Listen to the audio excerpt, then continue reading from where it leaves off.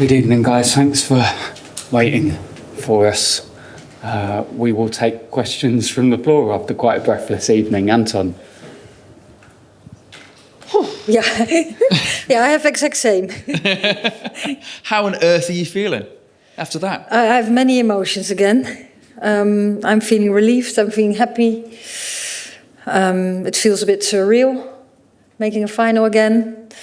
But we're here, and we're going to the final, so we need to recover a bit. Physically, emotionally, mentally, I suppose. I know you're a meticulous planner. Surely the game plan can't be just to continuously get us all thinking we're going home and then all of a sudden, last minute, get through at the last moment. Yeah, well, I was looking at the clock too, and I thought, oh, it's good that we have 7 more minutes, and they were time wasting a bit, and we didn't want to do that too early because you give a lot of space away behind you too, and we knew they were dangerous there. But we know with the players we have in the squad, and if we change a bit and we bring more players up front, that we can always score a goal. Because we've shown that multiple times. And we had to wait a little bit longer for it now, but at the end we did. So then we got extra time. And we got that penalty. We were a bit lucky, of course, that we could score that in the second stage, but yeah, we're through. In a game of pure chaos, Michelle Wiegman was pure class. Yeah. I mean, what does that say about her at such a young age to be achieving what she's achieving and saving this team? Yeah, I think, of course, you do that together, but I said, with the squad announcement already, she brings something special, and she has something special. She's only 19 years old. She's very mature. She knows exactly what she has to do. And when you talk about little things that she picks up straight away, because she's not even in the 18-yard, because very dangerous. But when we have to go to her as a target player, she keeps the ball really well too. And even when you saw that ball on the crossbar, that was not just a shot. She was aiming for it. So yeah, if she continues like this, she has a very bright future. Thanks. Emma from the BBC. Thanks. Congratulations, Sarina. Remarkable achievement. You mentioned the subs there. Obviously, they've come on again, made an impact. The resilience was there again. You just keep doing this every time. How does your team keep doing this over and over? Yeah, well, they're just ready to go, and they want to have a contribution. And I think everyone accepts her role, whatever role she's given. I think what we try to do is give as much clarity about that, but also the task on the pitch. When you come in and when we make a change or when we make a shape change, and there's just so much energy, and everyone, like, we never give up. So until the referee whistles as a final whistle, you have an opportunity to score a goal. And we subbed to win. We had to, because we were 1-0 down. Subbed to win, and we played to win. And it's really nice then that we get it across the line. You told Radio 5 Live that it felt like you were in a movie. Is it one that you're enjoying? Yeah, well, they said this looks like a movie. Yeah, it does feel like that. Well, when it finishes like that, I'm enjoying it. But it's a little bit dramatic. Well done again. Thanks. We'll go to Luke at the Telegraph. Sarina, you said after the Sweden game that you thought you were going out 4 or 5 times. Did you have similar emotions today? Did you think it was over? I thought at the 88 minutes, and we had subbed already, and I thought, well, we do have to score now, otherwise we have a problem. And we're on a flight home tomorrow. And then I saw the extra time and I said, okay, 7 minutes. Well, that gives us time to create another chance. But of course, when the clock keeps ticking, you think, we have to keep going. But again, also, we play to win, and we want to try and get these moments. And the team never gives up.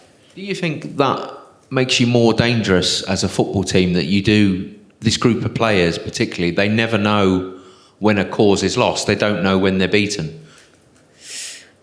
Well, I think every team should not know when you're beaten. You're beaten when the final whistles is and you're behind.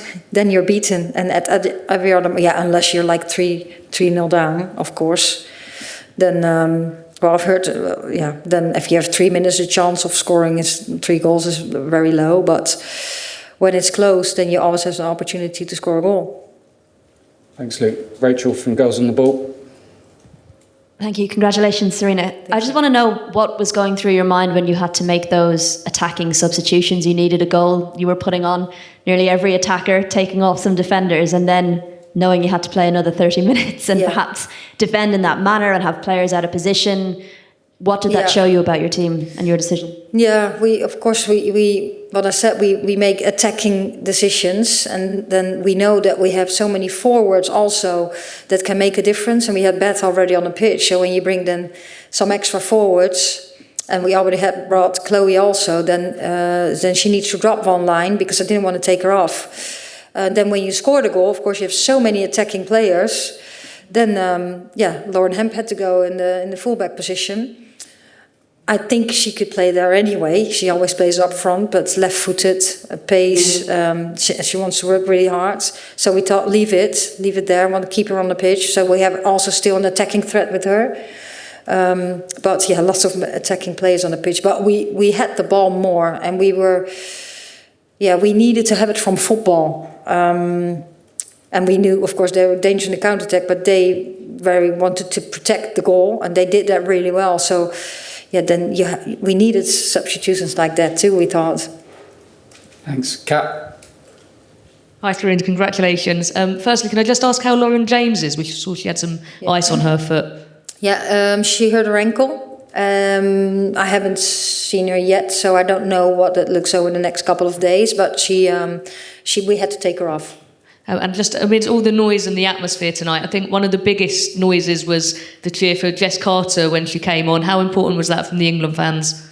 Yeah, that was good to hear. Then you see how many fans are very positive and very good fans. We spoke about that yesterday, so that's so nice. Already before the game, when her name was announced, that's really good. Good for her, good for the team, and it shows that so many people support her and us.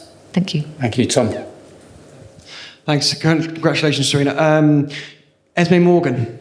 First of all, why did you play her? And secondly, how well did you think she played? What performance? Yeah, we played Esme because we thought we would have the ball a lot.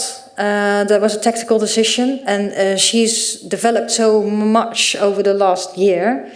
She has been with the team for a long time, and she was absolutely ready to play throughout the time. And with what we expected in front of us, we thought we needed her. Of course, she has a lot of pace too, but in possession, she brings something extra. Okay, thank you. We will go to Kit from the Times. Thank you. Hi, Sarina. Congratulations. We saw Chloe and Michelle help to change the game against Sweden, and they eventually did something similar tonight. Why did you wait until when you did tonight to bring both of those players on? Because I thought the second half we were on their half. We played well, and we created some more. So that's why I waited. And specifically with Michelle, do you at all need to rethink your approach to her? Because she's come on 4 times for you now and changed the game really in all of them. Is she almost forcing you to give her more than the 15 or 20 minutes at the end of these games? No, she's not forcing me. I think she is very grateful she gets minutes and she's really ready for it. I think her growth and her development went so quickly from not starting at Brighton, being on loan, to getting lots more minutes and showing how good she is and coming into our team. I think how these things go goes pretty smooth for her, and I think she feels very good about that. Thanks. Thanks, Miguel. Thank you. Hi, Sarina. I'm just wondering, what is the effect on the psychology of the group to have so many late goals? Was that something you could sense in the group before the tournament, or has it grown? And is there any danger, I suppose, they become too reliant on that as the kind of stakes get higher and the final becomes more exacting? Well, I would really like to go up in the beginning of the match and stay up. So that's absolutely not a scenario. We prepare for every scenario, but we don't say, okay, let's get behind and then score at the end of the game. No, that's not part of the game plan. But it shows that if we do get behind, that we're not done and we will fight to score a goal. And today we really had to play good football to score a goal. Thanks. Just behind you, please. Thanks, Miguel. Lucas Werther, Swiss newspaper Blick. It's the third final in a row for England. It's the fifth for you, so it can't only be about England. What's your secret? Yeah, I don't know. Well, there's one thing that I'm the lucky one to work with so many good people, good players, good staff, with support from the federation, the FA this time, and before that the Dutch FA. And yeah, I think it's so special to play final. I actually can't believe it myself. The only thing I can say, I think I'm always myself. Thank you. We'll go to Michael Cox at The Athletic, right at the back. That's okay. Thank you. Thanks. Hi, Sarina. Can I ask about your approach in extra time? You end up, both against Sweden and today, you end up with so many attackers on the pitch. Yeah. The fact that you don't kind of bring on midfielders and return to a different shape, is that because you don't want to make a negative shift? Or is extra time just almost a different world to normal time? Yeah, well, we sub, of course, to win. So you bring in so many players, so many attacking players on the pitch, and then you don't have so many options anymore either to sub defenders in. So you have to solve that in the team then. Also taking in account that some players were so fatigued that you couldn't sub earlier.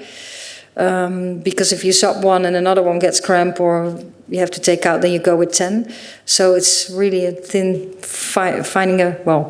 trying to not take too many risks with the final subs. Thank you. We'll go just in front of you, Michael. Thanks. We'll take one question there and then we'll finish with Charlotte. Hi, congratulations. Can you just get us through your mind when you get awarded that penalty, and then when the goalkeeper saves Chloe's penalty, and then when finally the ball goes through the net? Well, when we got the penalty, I thought, okay, let's wait until the VAR has decided that it's absolutely a penalty. Then when Chloe comes behind the ball, I think, okay, score it. Score. I always think score. It goes in. Then it didn't go in, and then we had the rebound, so that was a little bit lucky. But also very alert, because if you don't sprint straight away, you're not going to get that ball. Thank you. We'll finish with Charlotte at The Athletic. Thank you. Sarina, I think you... Hi. Where are you? Oh, hello. Everyone needs a bit of luck in tournaments. You just said it was lucky with the rebound. You've got to your final yet again, but England have been sub-par in their performances. Can you explain why that is? What kind of performances did you call that? Sub-par. Sub-par. Yeah. What does that mean? So in golf, you have par, which means... you're talking about golf now. Less than expected in terms of England's performances. Yeah, I think... this game has grown so much, and I think the opponents are really good. I thought Sweden was in a very good place. I think they played their best game. I think they're always very good. And tonight, Italy, if you see Italy over time, over the last years, they have improved their game a lot too. Of course, we want to play well, and we want to. It's all about at the end winning games. You do need a bit of luck. At the same time, we do play to win. We do sub to win, and we do take some risks in that. And I think if we had sub like a little more defensively, we wouldn't have scored a goal.